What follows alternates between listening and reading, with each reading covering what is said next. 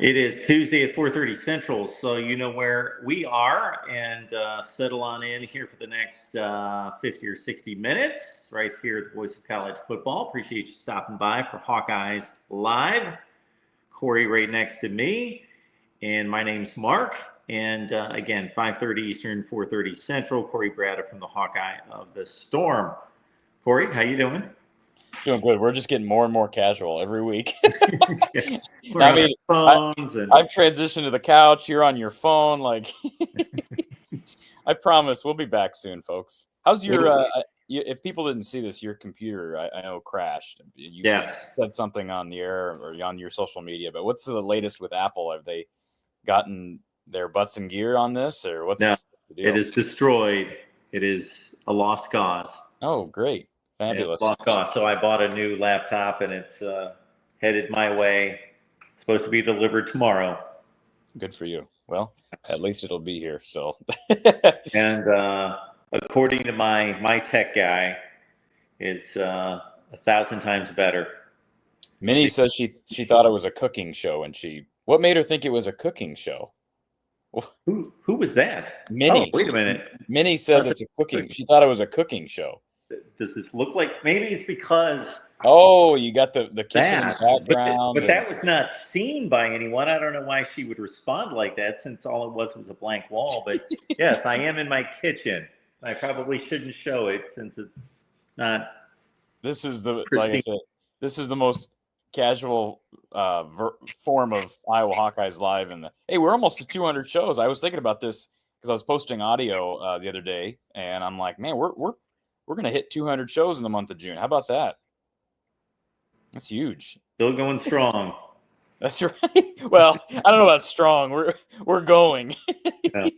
Yes, pretty soon we're going to be like, sitting outside on the porch or laying by the pool or whatever. Yeah. Hey, I will say this: the portal is all but wound down now for almost every sport. I know I'm not going to turn this into a women's basketball show, but women's basketball did get a pretty big commitment yesterday out of the portal, and it was a pretty late ad. Football, by all accounts, is done. And we talked last week about this transfer from Iowa State, this offensive lineman. But, man, now it's like kids are going to be reporting here soon for summer conditioning. And it's June and July fly by. They're just busy months. And then you get Big Ten media days in literally 2 months. And haven't we talked about this before? Isn't like Big 12 media days like early July or something crazy? Yeah. So, I mean, it's the shortest season, it's the longest off season, but then you get done with the portal and you're like, man, the season's already here. So if people just, and I had a lot of people that just love talking, they love hearing, and that's what this show's all about. That's what my show's all about. So if you love that, the portal and NIL and all this stuff has totally changed the game, which is great. But yeah, I mean, it's fun. I finally feel like we can breathe a little bit. Well, speaking of which, I ran a poll on the community page on the main channel, so people can head over there and take part in the poll. And since Minnie's comments on the screen, this is apropos because Minnie brought this up a few weeks ago. She said, doesn't it just seem like college football fans are kind of checked out? They're not as interested. They're not as fervent as they used to be because of all this, the mess that the sport has turned a lot of people off. And I said, yeah, I'm not as engaged in the sport as I used to be. I truly am not. That's not the best thing for me to say on here, but it's the truth. And so I put up a post, and I just didn't want to make it very plain to say, oh, I'm less interested, I'm more interested, I'm the same interest as years ago. So I termed it, what has been the effect of the transfer portal and NIL on your college football interest? And again, if I was in my typical setup, I would post the screenshot of this, but we got about 300 votes so far. And I listed the options as being, I'm slightly annoyed, I'm sick to my stomach, I'm checked out, or no change. And a large number of people, the majority of people, are in some range of it having a negative impact and effect on their love of college football, like 80 some percent. I think it's got to have an effect. I mean, like for me, I know it's got an effect, but to say I'm less engaged, I think would probably be unfair. Maybe it's because of my show. I've just be, naturally more engaged with it, and it's kept me busy. I don't love I do think about, I see this stuff with the NBA all the time. I saw a post earlier today on social media, some screenshot of some like opening lineup roster of Pacers Knicks from like 2000 or maybe it was 90s. And it was like Latrell Sprewell and Reggie Miller and, I guess John Starks was probably gone by then, but it was one of those classic lineups. And it was like, I miss these days. And I get that. And people have lost interest in the NBA. And this world has become more and more fixated on money. Not that it hasn't for a long time, but just with the changing, the NCAA's, although I think we all realize that the NCAA was a corrupt, money-hungry organization for so many years, what happened to get us to where we are now, there isn't structure. It sounds like, I know there's different powers that are trying to restructure it. Whether or not Nick Saban is a part of that restructuring, we'll wait and see. I know we haven't really talked about that on this show, but I do find it sort of exciting from the perspective of it is new. Like changes, I get people, especially the older generation, being nervous with change. Nobody loves change, but there can be an exciting element to it. I think for Iowa, it's like this is going to be a pivotal few years for football because I don't know how many more years Kirk Ferentz has in the tank. Fran McCaffrey was here 15 years for Iowa men's basketball. You enter into a totally new era. That's exciting. Iowa women's basketball is coming on the heels of the Caitlin Clark era. I think nationwide, maybe there's a bit of a different perspective. I know Iowa fans in general hate the way NIL has changed the sport and the transfer portal. I'll get all that stuff. I get it. And we're not going back to the days of, I mean, even from my age, I think back to the days of, Ricky Stanzi and those guys. It wasn't all that long ago, but it seems like a long time ago. So yeah, you can't put toothpaste back in the tube once it's out. And, I've heard people say too, it's helped the media. Like it gives us things to talk about in the out of season. I can see it both ways on that. I mean, I can tell you my April was as busy as it's ever been with this platform, but I don't know how sustainable that is. I mean, it's just the whole sustainability issue topic is the biggest one, I think, surrounding college athletics right now. Well, I never had any issue filling my off season with things to talk about. So now it just becomes things that have to be talked about.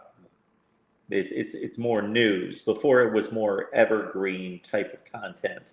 Yeah, I think it's a little easier to streamline like what you're going to talk about on a day-to-day basis. Like for me, it was every day in the month of April. Like, all right, news today, boom. News tomorrow, boom. News the next day, boom. Every day. And it's like the same thing yesterday. I'm like, and I'll just full disclosure, I just got back from Columbus, Ohio. #not committed. The Ohio State University. just a big shout out to your boys over there in Columbus. But I had a good time in Columbus, Mark. But I'll say this, I didn't really do much of anything from a platform, from the Hawkeye of the Storm standpoint during that time period. And I got back and I'm like, okay, time to revamp, reset a little bit and get some content up. And boom, we had the Emily Rodriguez women's basketball content news break on Monday. Big time get for the Hawkeye women's basketball team.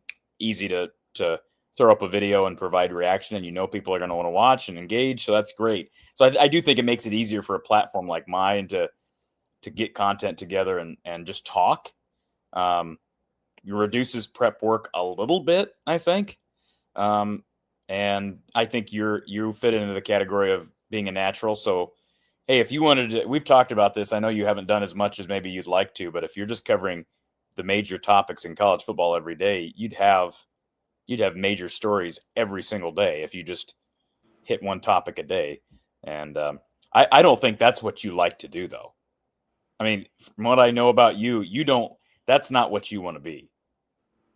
No, it's not. It's not what I've done in the past. What I've done in the past is filled up my off season by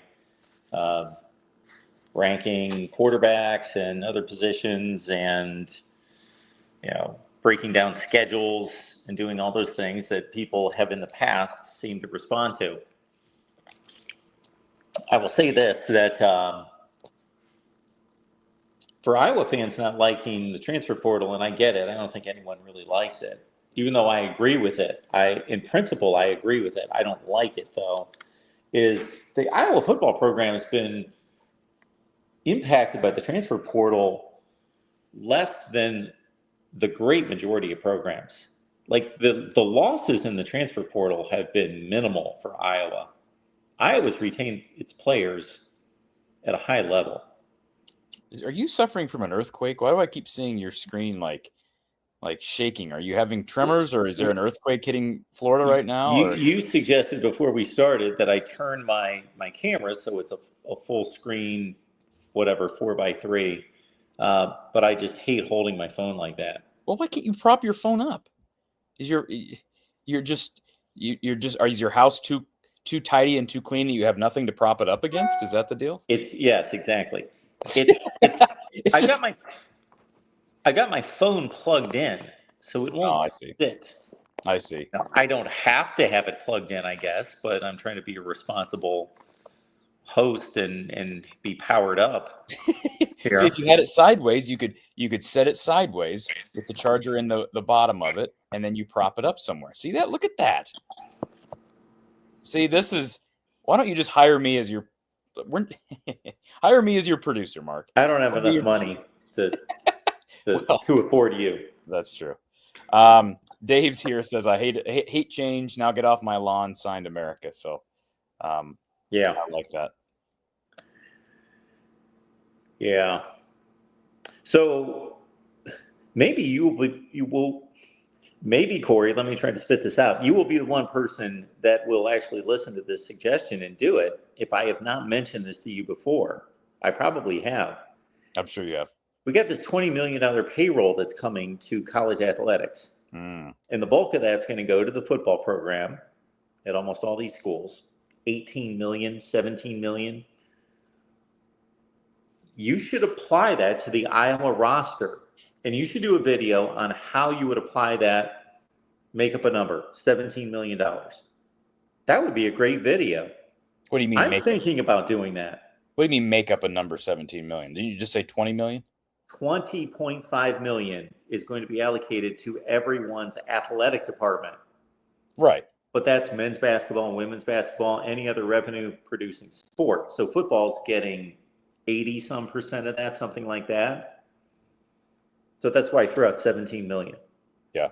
It's a great topic for conversation. I'm sure somebody will, if this gets to somebody else, they'll steal it. No, I've been talking about this for months. I've said, and maybe I'm pointing at myself, that I should produce some videos. I could go through every roster in college football and break down how they should distribute their money.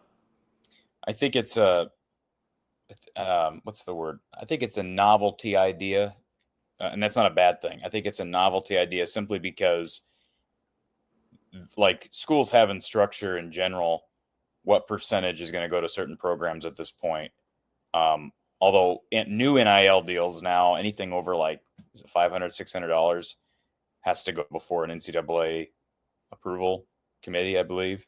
So yeah, no, I think there's no way to actually be accurate with it unless you're literally working in the athletic department and are dealing with these numbers on a day-to-day basis. But no, that's not the point. That we know that I was going to submit 17.9 million to football, and it turns out to be 17.1.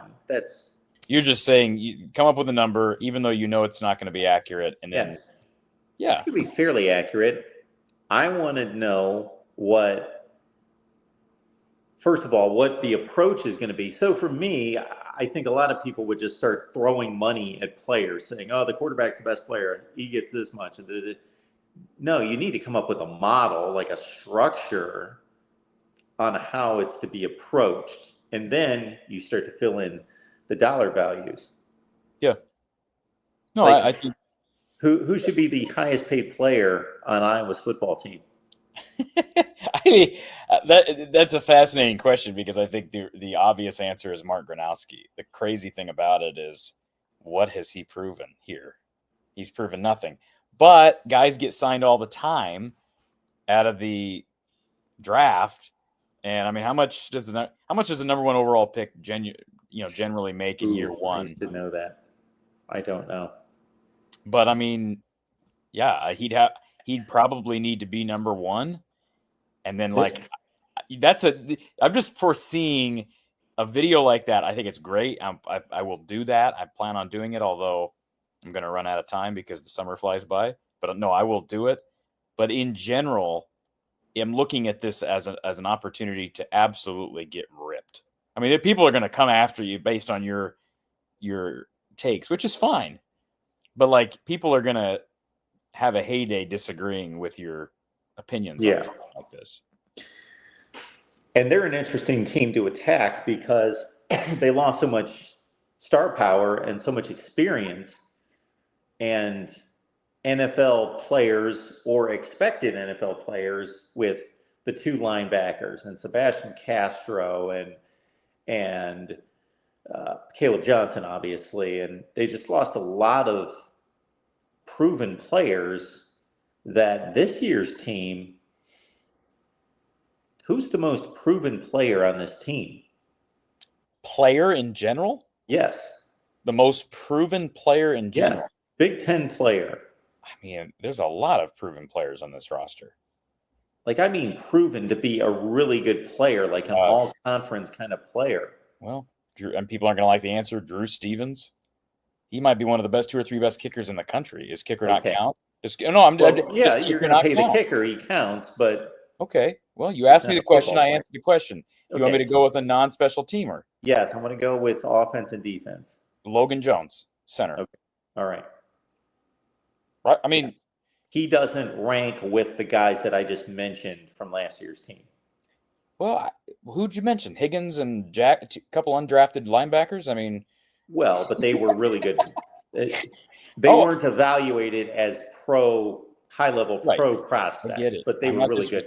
Yeah, I'm not trying to disrespect Jay Higgins. I mean, we'll see with Logan. Like, I think Logan Jones, would you have placed Connor Colby and Mason Richmond on the same level as Jay Higgins, Nick Jackson? No. And they got drafted in the 7th round, and those other 2 guys didn't get drafted. I get your argument about pro evaluation versus college performance. I guess what I'd say is, yeah, I mean, I would probably go Jones and Dunker as 2 of the top returners as far as like proven commodities. And then after that, that's a real tough question. I mean, like, Jacob Gill is pretty proven, but I mean, how much am I influenced by just the lack of performance at that position for so long? So that, I mean, he'd probably be on my short list. Drew Stevens, to me, I think their best, this is going to be ruffle some feathers, and I'm not saying that he should get paid the most. But Mark, I think their best player is Drew Stevens. I believe the team's best player is Drew Stevens. Oh, absolutely. I agree with that. But a lot of people are going to hate. They would hate that take. They don't he's a kicker. He's not a football player. Ooh, what a rip! What a rip! He's not a football player. What are you talking about? Kicker. He's not a football player. Last I checked, kickers play football. They don't play football. They kick. They kick the football. They don't kick anything else. They kick. They don't play football. They kick. They come into a situation and kick the ball. Mark. And walk off the field. If Drew Stevens doesn't play football because he kicks the football, then Caleb Johnson didn't play football because he ran with the football. Like, think about what you're saying now. I am thinking about what I'm saying. Yeah. It's a football. It's a football. And Drew Stevens is the best player on the team because he is the best at his position. He's not the best football player, but he's the best at his position. Yes. We love to argue semantics. I'd love to just sit here and argue semantics all day with you. I don't know I don't know what the criteria is. If Drew Stevens isn't their best football player, then what's the criteria? Who counts as a football player and who doesn't? Last I checked, I thought everybody that was on the roster. He's going to be paid. Yes, he counts. Okay, so we're just going back to value? That's totally a different conversation. Yes, value. I don't know that as a kicker you can pay your kicker, even though he's the best. But we all know, if we're talking about the NFL system, Mark, that quarterbacks are evaluated in a totally different realm than every other position on the field. Yeah. You're not going to say that's because offensive linemen aren't football players. You're going to say it's because it's a quarterback and it's the most important position on the field. Well, obviously, offensive linemen are at the heart of the sport. And yet they're not paid like anything like it with quarterbacks. Well, nobody is. Well, the left tackle is. The left tackle's paid in the NFL second to the quarterback. But there's a gap. There's a pretty big gap. There's a gap. Anyways. Now, if we go back 2 or 3 years, you're not paying Deacon Hill the most of any player on the field just because he's the quarterback. Let's not get into the whole Deacon Hill, what we'd have spent on Spencer Petras. Yeah. That's an unfair value. But I will say this. I think the best player on the team is Drew Stevens. Do I think he's the guy that I would pay the most? Of course not. That is I think a more interesting conversation. But as far as proven commodities, Drew Stevens is a proven commodity. Logan Jones, proven commodity. Jennings Dunker, proven commodity. I would say Addison Estringa is a proven commodity. I would say that Jacob Gill is proven. I would say Aaron Graves is proven. Frankly, I could probably make the argument that Max Thewell and Ethan Hurkett are proven. I mean, if we're just going to put a line in the sand of either unproven or proven, TJ Hall's unproven. Deshaun Lee's unproven. They've had moments, but in general, they've been unproven. Caden Weegan, Cheviota brings him up. He is proven at his position on special teams. He's not proven as a receiver. He's proven as a punt returner and a kick returner. Their new long snapper is unproven. Like, we don't really make fun of long snappers, but he's unproven. That's why they went out and got a transfer. And that kid will have to prove himself. I think their punter, Reese Dakin, is on the fringe of being a proven player. He was a freshman last year. He had his ups and downs, but in general, he looked very good. You have confidence in what he's got going there in that special teams room. So yeah, if we just had a 2-column list of proven and unproven, that would also ruffle. That could be an easy exercise. Proven versus unproven Iowa football players. Yeah. Maybe I'll do all of this. I'll be your producer. I should be your producer. Well, then let's do that. Are you going to bring some of your minions with you? No, I'm going to be your producer. By the way, yesterday we had just for everybody they don't really care about this, but I had some issues behind the scenes. Mark, you and I work and we integrate our 2 platforms to some extent. I had an issue. You were at the Apple store. I reached out to you. You said contact Chris. I contacted Chris and he responded to me within like 10 seconds. I mean, like I say, him and TJ, they're just waiting there for anything they can do for the voice of college football. It's incredible, really. Well, that's my ops manager and my ops content specialist. Yeah. Or my content specialist, whatever their titles are. So they should be, and I thank them for that. But that's what they're there for. Okay. Minnie says, serious question. What if your team isn't very good and not worth spending $20 million? Can you save it for the next year? This is a yearly budget, right? You can't just like stockpile money, right? It's not based on how good your team is. It's based on the value that's coming in from media rights. That's not the question. The question she's asking is this a yearly quota that has to be spent in 1 year, or can you carry over? So. I would assume so too. So. You can't carry over. Like if there's a 20, like if Iowa knew there was a 2026 quarterback who's a 5-star that they really want, they can't be like, well, we're going to tank and just not pay guys this year so we can give this guy $10 million next year. Yeah. And I also believe that a lot of people, not saying that Minnie's doing this, but a lot of people equate quality with how much was earned. Like if Iowa had the best, I can't even think of a minor sport. Does Iowa play lacrosse? Probably not. No, Iowa they play field hockey. Field hockey. Or rowing. Rowing is a good example. If Iowa had the national championship field hockey team and the football team went 3-9, how much money should be paid to the field hockey team versus the football team? 0, because they didn't earn anything. And, and the football team, even though they went 3-9, still earned all the money. Or when I say all the money, obviously I'm using an extreme. They earned 90% of the money. Yeah. Those are two different things. By the way, having just come back from Columbus, do you have any favorite places? I should have asked you this beforehand, before going to Columbus. Do you have any favorite places in Columbus or restaurants? Or, I mean, I know you never lived in Columbus, correct? No. I had a lot of friends lived in Columbus. Yeah. Still do. But no, I live 2.5 hours from Columbus. So I couldn't even tell you many places in Columbus that were not just the standard kind of places you would find anywhere. What about Roosters? You ever been to a Roosters? No. Really? Are you not a fried chicken guy? I couldn't even tell you what Roosters is. Okay. Yeah, it's a fried chicken type, sit down, dine in type of restaurant. It's pretty good. It's going to be hard doing these shows during the summer with you, and this is why. Because I pretty much determined that starting on June 1st, I am eating clean, non-processed food. I thought you were already doing that. Weren't you on a cleanse last week? No, I went on a cleanse, yes, for 100 hours. You know what ended up happening in my cleanse? I don't think I told you this. No, we were talking, and I mentioned I went to Buc-ee's, but I didn't tell you the situation surrounding the trip. You didn't say this on the air, but you did tell me you were at a Buc-ee's. Yeah, well, what happened, but I don't think I told you the story, was I went to bed and I was at 96 hours. So my game plan was to get up at a normal time in the morning and have bacon and eggs, or go out to a McDonald's and get a breakfast or whatever. But I fell asleep for an hour, and that just killed my sleep for the night. That refreshed me. I woke up, I brushed my teeth, I was wide awake. So I could not go back to sleep. It hit 4 a.m.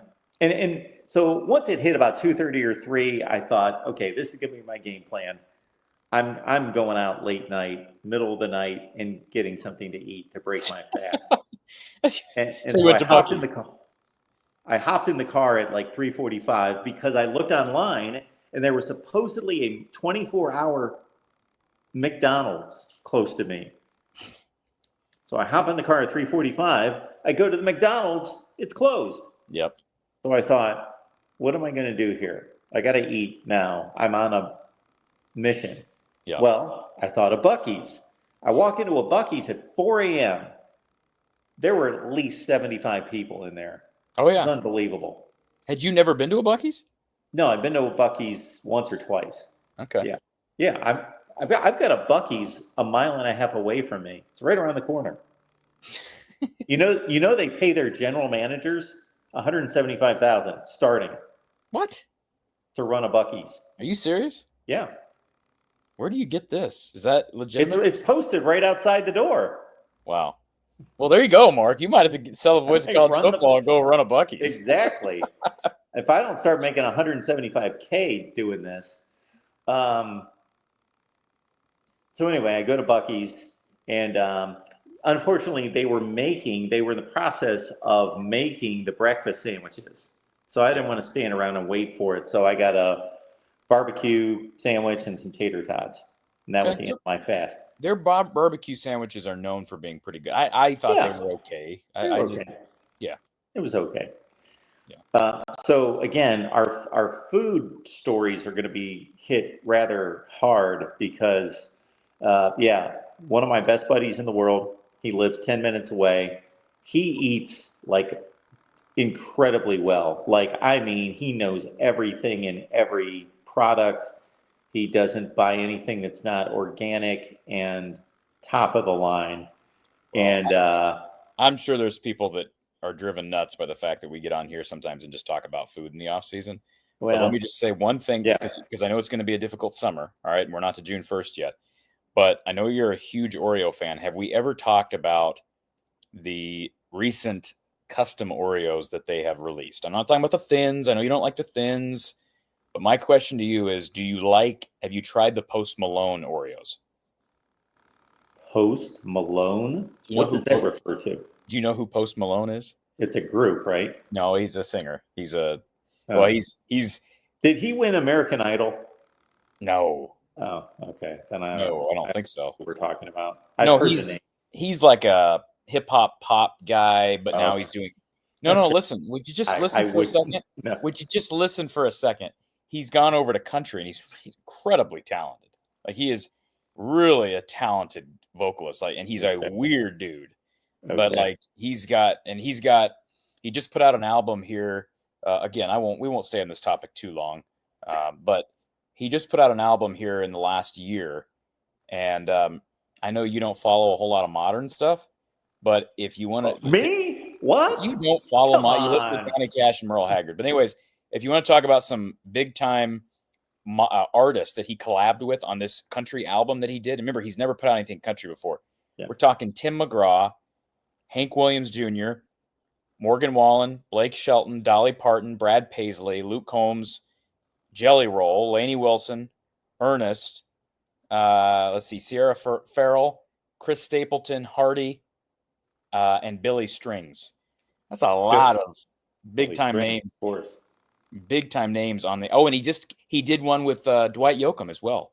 I believe it was actually Dwight Yoakam's song, but really, like, everybody wants to work with the guy right now. He's a really talented musician. So anyways, my point is, Oreo released it was right before the Super Bowl. They released an Oreo that was they're doing these custom Oreos where they collab with an artist, and they basically, I think they either design or come up with a flavor combination, and then they release it branded as like, I'll show you what it looks like. This is what it looks like. Post Malone Oreo. All right. So I bought some. I did buy some before the Super Bowl, and I just thought I wasn't a huge, like, I really like Post Malone, but they're salted caramel and shortbread flavor. So I don't know if that sounds good to you, but if it does, buy them. But then somehow I got on some mailing list for Oreo, and they just sent me an update that they're coming out with a Selena Gomez Oreo. And I'm not saying I'm some big Selena Gomez fan, but I do want to try it. The Selena Gomez Oreo is, let's see here, chocolate and cinnamon. Yee. You don't like cinnamon? I like cinnamon. It does not sound good with chocolate. Okay, well, I haven't tried it, so I shouldn't say for sure. This is going to make me go down to the store tonight and just look around and see what I can find. Because I just got your standard double stuff. I just finished them off yesterday. Yeah. So anyways, that's my only comment on Oreos. Do we want to switch to something Iowa related? well, I have a bone to pick with some of these viewers of ours. Pick away. And I believe I can post this on my laptop to this screen. So I guess I'm not quite as worthless as I thought I was. Is that posting to the screen? Yeah. There we go. So, ooh, boy, people are going after you. See, I told you, I pushed back on this, and I knew you were going to ruffle some feathers. All right. Okay. So I delivered some background to this, folks, is that I released my coaches rankings. So go check them out on the main channel. And Kirk ranks number 23 in all of college football, and PJ Fleck in particular, who's going to get picked on here at number 21. Okay, there are a few things that people miss in their criticism of me. So we've got Mary Can Pie here. Mary Can Pie. We'll go with that.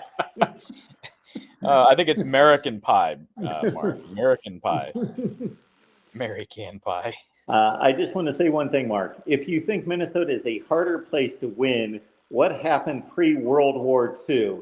Did this man just bring up pre-World War II? We just went through a discussion talking about the transfer portal and NIL completely changing college football in the last 3 years. And this gentleman is trying to compare what was going on pre-World War II to what's going on now.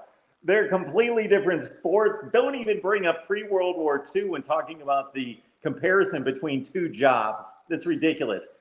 Do this, sir. Go back pre-World War II and list out who won national championships and how good those football programs are today.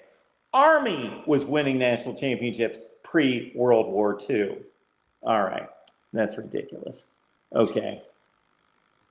Then there were some other ones that were getting on the, where are they going to be? We do have Rick saying really great show this week. You got Rick saying a great show, guys. Yes. And one comment lower, you suck. And well, thank you, OTH Guitars with the $2. Bringing the $2 super chat in there. I better get my cut of that, Mark. You will. You get 14 cents of that. Great. Okay. All right. Maybe since I looked at some of them that they are not popping up now, but there were a number of people that were upset with the PJ Fleck comparison with Kirk Ferentz. Well, let me just say this real quick. I still disagree with you. And there's Randy ripping me, I guess. You may not when I get done. Okay. Explaining. Well, you're free to explain. Can I just, before we come back to this, can I just bring up an offer that Iowa made today that is probably relevant? We don't always talk about offers. Iowa did offer Aiden, is it H or Atch today? And the reason that's noteworthy is he is a commit to Northern Illinois' 26 class. He's an edge guy. What's interesting is he has been offered now. I believe he committed to Northern Illinois back in April. But since he committed to Northern Illinois, Purdue's offered, Rutgers has offered, Minnesota's offered. There's the Minnesota connection. Michigan State offered, and he visited scheduled to visit Michigan State next month.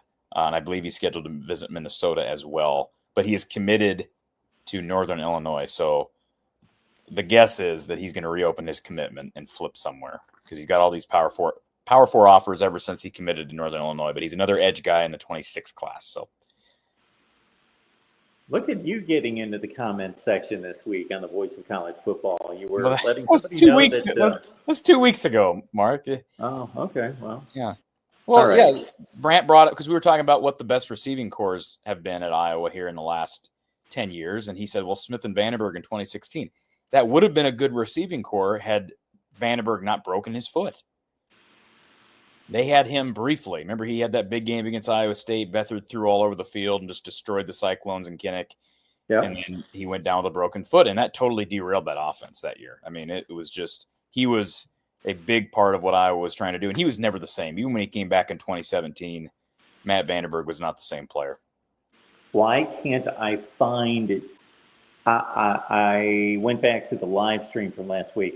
It's probably on the – comment section to the clip.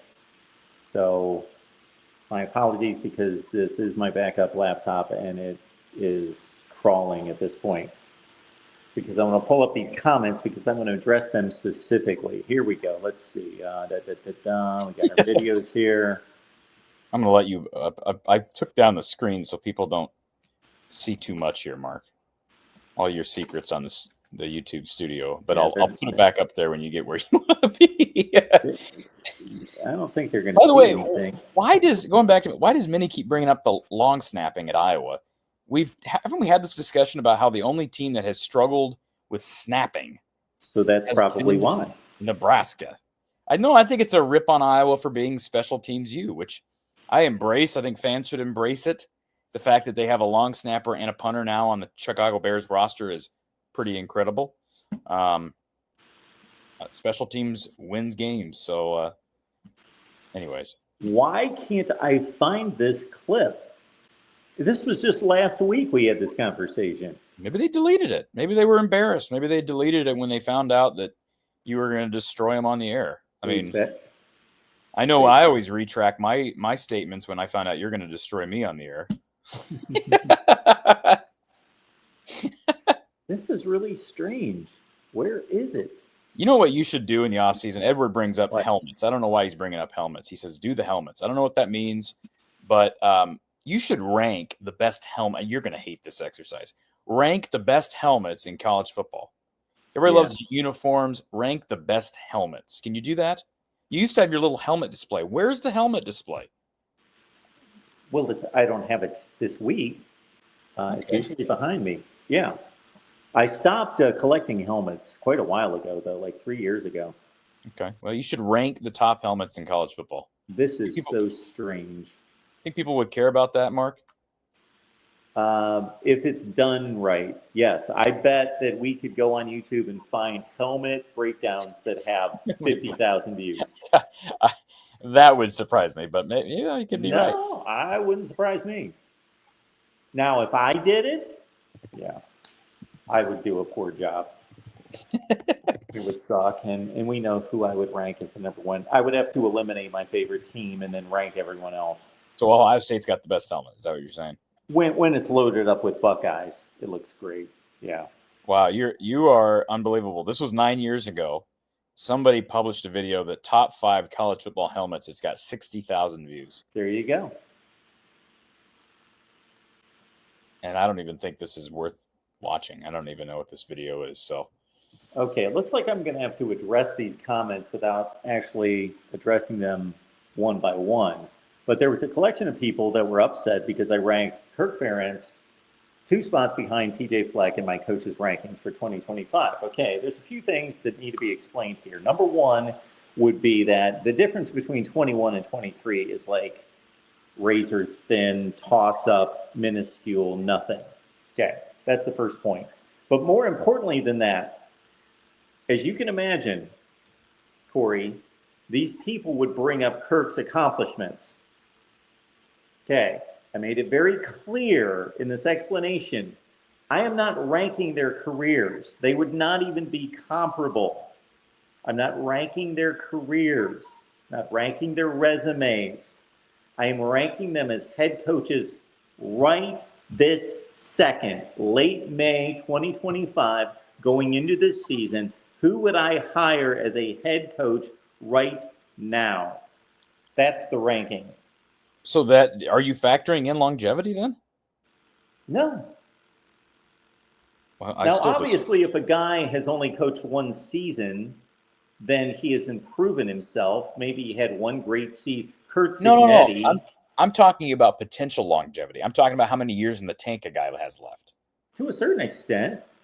Well, to a certain extent, I would need to know yes or no. Because if I'm hiring a guy, Kirk Ferentz probably doesn't have more than 4 years left. I mean, if he gets to the end of his contract and gets extended again, then I have no clue how long he's going to coach, because I don't see him coaching past 2030. And so I guess my point is, you're not going to hire a guy. If 2 guys are even close, you're going to take a guy who has at least 10 years in the tank. You're not going to hire a guy knowing he's going to be gone in 4 to 5 years. That's what I'm saying. I'm not taking it into that extent of a consideration. No, I'm talking about if I'm going to hire somebody to coach immediately. And I'm not concerned about longevity. I'm ranking the coaches as they stand right now. Kirk Ferentz, over the course of his career, has been a better football coach than PJ Fleck, hands down. It's not close. But PJ Fleck is only 6 years into his head coaching experience at this level. So if you're talking about projecting, then that's totally subjective. And I'm not projecting either. You are projecting. Talking about who's a better coach right now. I'll take PJ Fleck by this much. It's basically a toss-up against Kirk Ferentz. But you're saying he's only been in the game for 6 years. So you're implying that there's room to grow. Correct? I am. Okay, well, that's projecting. Yes. It's reasonable to think that Kirk Ferentz is never going to be a better football coach than he is right now. And maybe he's not as good a football coach now that he was 15 years ago. I don't know. That's debatable. I don't think he's a better coach now than he was 15 years ago. Well, there you go. That's not a rip on him. I think he was a good coach 15 years ago. Absolutely. And it's not unreasonable to say, we don't know. PJ Fleck could be the very best version of himself today and will never get any better. That's very likely. It's also quite likely that he will continue to be better and get better. I think the whole premise of this debate started when we were talking about what our guy American Pie had to say. The quality of the jobs. So Iowa has dominated Minnesota since PJ's been there. we disagree on what is a better job. I happen to think Minnesota is probably a marginally better job. You tend to think the opposite. You think Iowa's a marginally better job than Minnesota. Yes. I think with the big city market, Minnesota's a better job. I could be wrong on that. I'm not a recruiting expert, but I think it is. Having said that, over the course of PJ's tenure, Iowa has been substantially more successful. And I'm not talking about record aside, record too, but with the lack of division success for Minnesota, played in the same division, head-to-head success and lack thereof, Iowa's just been substantially better with a program that I think is a harder place to win at. So now if we're factoring in like the fact that Kirk has had the advantage, so to speak, of longevity, PJ's not been able to establish. So like, I get that. I think that argument's fair. And if we want to talk about projecting, I'm fine with that as well. I just think that the premise of that debate needs to be laid clear. That's all I'm saying. Okay. I don't know. I really do. I think it's a wonderful debate to have, and I think it's a better content idea for you to ask to actually dissect it. I know you don't like going in, rabbit holes as far as numbers but what is a better program? And you could have a thumbnail with the pig right in the middle, the bronze pig right in the middle. But what is a harder place to play? The better program, better job, Minnesota versus Iowa. And I think that saying even like we're talking about semantics, arguing the better job versus the better program, those could be two different things. How? Because I think the better job, well, it would depend on it's just how you define it. If I say the better job, it includes how much a person's going to get paid. It includes how difficult it is going to be to win, how difficult it is going to be to recruit, whereas a better program takes more account into the history of the program, success, fan integration, that kind of thing. I think you could be operating in two different worlds there, but I think potential for Minnesota is you could argue there's better potential at Minnesota than there is at Iowa because of the market, but the program at Iowa is stronger in the 21st century than it is in Minnesota. There's a direct correlation between what a coaching job pays and how good the program has been. I get there's a correlation, but I don't think it's cause and effect. Wrong correlation. Well, sure, but hey, there was a period of time where Michigan wasn't winning many games with Mr. Brady Hoke and Rich Rod. Yeah, but that didn't last long. Wait, what was the stronger program during the course of that time period? What was the stronger program? I'd say Iowa was a stronger program. What was a better job? Michigan was a better job. I mean, nobody's going to argue that. Well, yeah, you are really cherry picking. No, I'm using it as an example. One was a better job, and debatable about what was the better program at that time. Yes. Now, the history of the program, Michigan was far better as far as history. But I'm saying at that time, sure, over the stretch period, you could argue Iowa was the stronger program. It was more stable, that's for sure. Absolutely. That's why Ohio State it's the best job in the country, and it's the best program in the country. They just won a national title. I mean, those two things, and they happen to be in a fertile recruiting bed. I mean, it's all of those things together. If they hired Nick Saban, they may never lose another game. The recruiting bed isn't nearly as fertile as it was like 3 or 4 decades ago. Yeah. So they do have to pull a lot of kids out of Georgia and Florida and California. And they have the advantage of having all these big cities in the vicinity. Like, I mean, you have Cleveland, you have, I think in general, Toledo's considered to be part of Detroit. You have, right? You're an Ohio guy, right? Toledo's part of Detroit. Part of Detroit. Or I'm sorry, is it part of Detroit it's part of Detroit, isn't it? Or Toledo? Part of Chicago. I'm sorry. I don't know You're thinking of Fort Wayne Gary, Indiana, and Chicago. Gary is absolutely part of Chicago. I'm talking about Toledo? No, Toledo's got to be 40 or 50 miles away from Detroit. Oh, no, I mean, it's still, you consider that part of Ohio? It's in Ohio, Toledo, Ohio. So is Gary, Indiana. Ain't nobody considering that part. Listen. But it's connected to Chicago. It's on the border. All right, whatever. Anyways, Ohio has Toledo, Cincinnati. Yeah, and I know the Bearcats are there, but nobody cares. Cleveland, Columbus. So there's quite a market there as well. Even, markets have changed, obviously, with college football and streaming and all that stuff. But I'm just saying, Ohio State's got a lot of advantages there. They don't have all of them. They'd probably be better off if they were in a southern climate. But I don't really think that matters too much. Not for them. True. But nobody cares about Toledo. I'm not talking about the city. I'm just saying, what's in Toledo? Like, how far is it? You think it's 50 miles from Detroit? That's not very far. Looked it up, 56. Okay, well, yeah. And it's probably 100 and something away from Columbus. Okay. I'm sorry. I'm reading the chat. I got to stay out of the chat. Why are we? I'm not ripping. Hey, listen, I'm not taking a shot at community. I happen to know. I got a good friend who grew up in Gary, Indiana. Like, that's legitimate. Grew up in Gary, Indiana. Gary, Indiana's got a lot of problems. There's a lot of problems in Gary, Indiana. Yes. And, but anyways, I had a good time in Columbus. Roosters, Peach Cobbler Factory. What else did we? I'm trying to think of the other really cool downtown area. I mean, I wouldn't say it was the best downtown I ever visited, but it was. I love downtown districts and just in general. Mm-hmm. One of the biggest underrated downtown districts, in my opinion, is Omaha, Nebraska. And it pains me to say that to some extent, although there are a lot of Hawkeye fans in Omaha. One of the more underrated, and if you're a Hawkeye fan, it's within driving distance. But I enjoyed my time in Columbus. Nice. Yeah, I have always liked Columbus. Considered living there. Did you consider living there?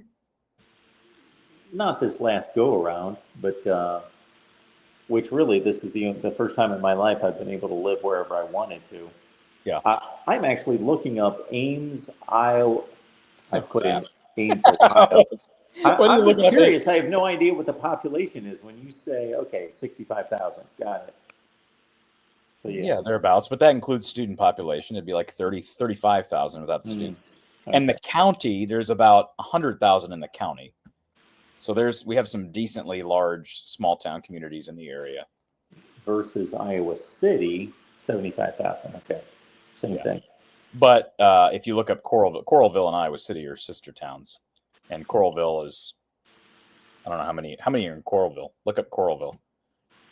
Because, I mean, they're basically the same town. I mean, I'm sure that's going to make some people upset. But Coralville and Iowa City together are substantially larger. Did I put that in correctly? Coralville, Iowa? Oh, okay. Got a different number. 24,000. Yeah. So about 100,000 in that area, just the Twin City. And then you have Tiffin, Iowa, which with North Liberty and West Liberty. I mean, you got so much that's grown in that area, Johnson. If you look up Johnson County, what's the population of Johnson County, Iowa? Comparative, like I say, Story County is about 100,000. What's Johnson County, Iowa? And it's growing. Believe it's growing here too. It is 157,000. Yep, that's about what I would have expected. So 2 years ago. Yeah. When are you going to make it to Jack Trice, Mark? Make it where? Jack Trice. Oh, it's somewhat down the list. I think I'd make a few other stops before Jack Trice. Would you come up for the Cyhawk game? Would you get a flight if you could get a cheap flight? Because I'll tell you something real quick. You can fly. I don't know I know it's seasonal most. You can get a Legion out of St. Pete. I think you can get a Legion out of Orlando. I know you're on the other side. So I'm guessing a Legion flies out of Daytona or somewhere in there. You can get it to Des Moines, usually very cheap, round trip, no stops. So that's one thing. You could easily come in for an Iowa game or Iowa State game and fly into Des Moines and kind of be between the two. Well, depending on how I pursue and approach my channel going forward, I might just be caution to the wind. Who cares about content? Who cares about call-in shows? I'll fly to whatever game I want to. Sure. There you go. Cyhawk game. I think the Cyhawk game would be on your bucket list, right? It would be a ways down on the bucket list, but it'd be one of them, right? Sure, absolutely. I mean, it's not going to be above Ohio State, Michigan, or Michigan State, or Ohio State, Penn State, or USC, UCLA, but it would be down. It'd be there. But if I'm going to go to just one Cyhawk game, why wouldn't I go to Kinnick? You could, but this year it's played in Ames. I'm guessing you're not coming this year. I do like that it's played early in the season, week 2. Yeah. Although it's a little toasty sometimes, right? It is. I think some people would like it later, rivalry week. The problem is they don't play in the same conference, and the other problem is it would take away from some of the tailgating experience. Now, I'm not a huge tailgater, but if I tailgate, I want it to be warmer outside. Sure. I don't want to be freezing my tail off and have to rely on a little propane heater. So that's me. If you had it in November, it'd be kind of cool to have it up in the Unidome up in Cedar Falls. That'll never happen. Indoor game would kind of be fun too. But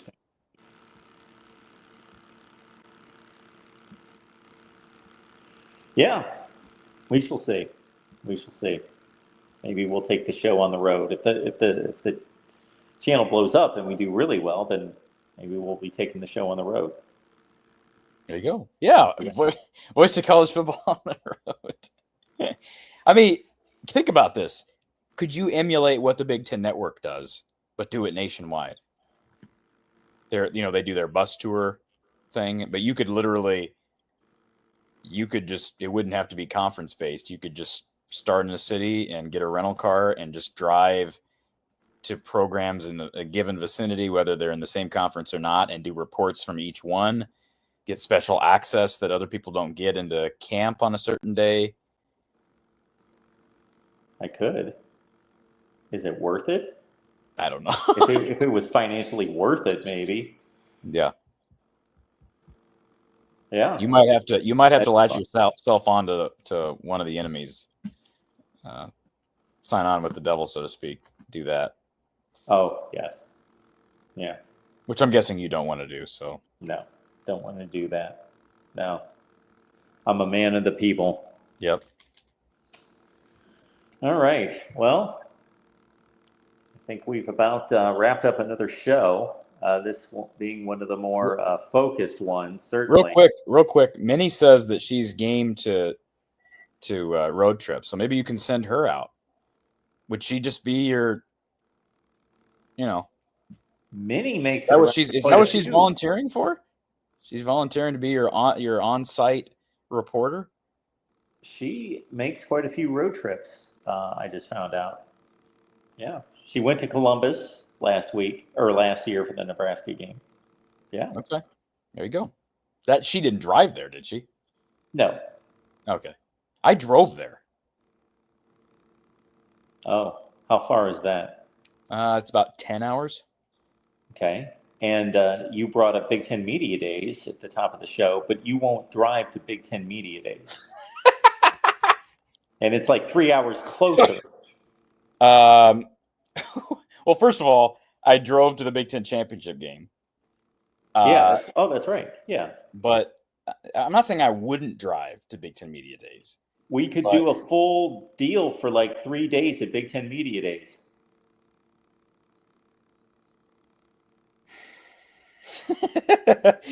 Hey, I am going to be at Iowa Media Day. I promise you that. I will be at Iowa Media Day, and I'm not. I know that. I'd be much more likely to attend Big Ten Media Days if it was in Minneapolis. Can I just say that?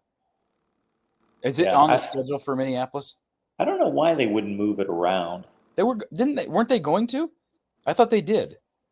Like the basketball tournament, move it around. Even though it's kind of stuck in Indy a lot. Yeah, maybe I'm thinking of the Big Ten basketball tournament that they've moved around here of late. But yeah, if Big Ten Media Days was in Minneapolis, I would absolutely go up. Hmm. I'm willing to come from Florida, possibly. Matthew says that he has tickets to OSU, Texas, if you want them. Or no, if he, oh, I guess he's not offering to. He's saying he has them. I guess I'm confused by his comment.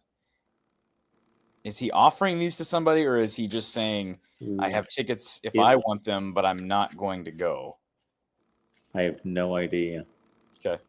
Not going to but he's not going to this kind of drove me crazy this week. People are all flustered and upset that Ohio State and Texas are playing at noon. Oh, why? Who cares? Yeah, who cares? And it's Fox's biggest game and has been for years. This is how moronic a Ohio congressman is. There is an Ohio congressman, I'll probably butcher his name because I think it's Jim Risher was his name. I posted a short on this. I saw it. This moron is legislating, fining any Ohio school, which, let's face it, it would only be Ohio State, that plays a top 10 opponent before 3:30 in the afternoon. I believe you said on your short, with all due respect, you are a moron. I believe you said that. Yes, with all he's due a respect. moron. He's an idiot. He doesn't understand that they signed a media contract and that Fox Sports is the major partner with the Big Ten and therefore Ohio State. There's a contract signed. Did that get views? I don't know. Yeah, it's got about 1,000 views. Yeah, the gentleman is an idiot. Obviously. The gentleman. He's a moron. And I hate to, I shouldn't resort to name calling, but it's just so stupid. Like, what are you doing? First of all, get your nose out of college athletics and deal with real life issues. Sure. First and foremost. Secondly, somebody at least ask the question, if is what I'm proposing strange or odd or not going to work? And then if the guy has any sense or reason, somebody would explain in one sentence. Fox is the main partner of the Big Ten Conference, therefore Ohio State. They schedule their biggest game of the week at noon Eastern time. That's going to involve Ohio State many times. My guess is he's thinking this will get Fox to change. That's my guess, because Fox wants Ohio State. That'd be my guess. Is his reasoning is, if we make this legislation, then we can get Fox to change because they need Ohio State just as much as Ohio State needs Fox, I guess. And then Ohio State doesn't need Fox, by the way. They don't need Fox. The additional caveat to it that makes it even more stupid is that he says, except for rivalry games, which of course just means the Michigan game, right, which is always played at noon. One more thing before we go. Yeah. What was I going to say? I have no idea what I was going to say. It must not have been important. Oh, I know what it was. I used to really favor night games. And here's my perspective. The post-game show is the lifeblood of my platform, as you know. The problem with night games is that you end up doing a post-game. I end up doing a post-game show until 1 or 2 in the morning sometimes. That ain't good. That ain't fun. The other aspect of it is, if it's a morning game or an afternoon game, then I miss out on football the rest of the day. So, either way, it sort of sucks.